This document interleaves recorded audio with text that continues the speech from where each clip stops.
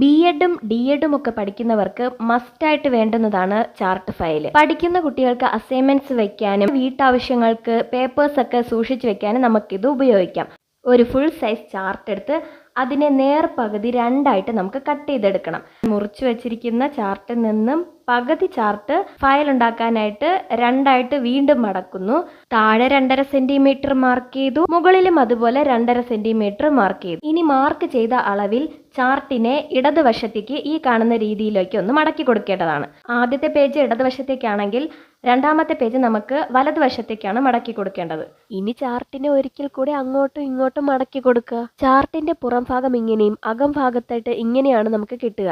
ഇനി ചാർട്ടിന്റെ അകത്തായിട്ട് നമുക്ക് 2 ഹോൾസ് ഇട്ട് കൊടുക്കണം. അതിന് പഞ്ചിങ് മെഷീൻ എടുക്കുക, 2 ഹോൾസ് ഇട്ട് കൊടുക്കുക. ഇനി പേപ്പറിനെ അതേ രീതിയിൽ തന്നെ നമുക്ക് അടയാളപ്പെടുത്തിയിട്ട് വീണ്ടും അതിൽ 2 ഹോൾസ് ഇട്ട് കൊടുക്കുക. ഇനി പേപ്പറിനെ അതിലേക്ക് ഫിക്സ് ചെയ്ത് കൊടുക്കുക. ടൊയിനോ ചരടോ എന്തെങ്കിലും ഉപയോഗിച്ച് അതിനെ നമുക്ക് കെട്ടിക്കൊടുക്കാം. വീഡിയോ ഇഷ്ടമായെങ്കിൽ ലൈക്ക് ചെയ്യുക, ഷെയർ ചെയ്യുക, ചാനൽ സബ്സ്ക്രൈബ് ചെയ്ത് സപ്പോർട്ട് ചെയ്യണേ. നിങ്ങളുടെ അഭിപ്രായങ്ങൾ കമൻറ്റ് ബോക്സിൽ രേഖപ്പെടുത്താനും മറക്കരുത്. ഇതുപോലെയുള്ള ചാർട്ട് പേപ്പറിൽ ഞാൻ ഉണ്ടാക്കിയ ഫയൽസ് ആണ്. ഇത് നമുക്ക് അസൈൻമെൻറ്റോ സെമിനാറോ ഒക്കെ വെക്കാനായിട്ട് ഉപയോഗിക്കാം. അപ്പോൾ അടുത്ത വീഡിയോസുമായിട്ട് കാണാം. ബൈ.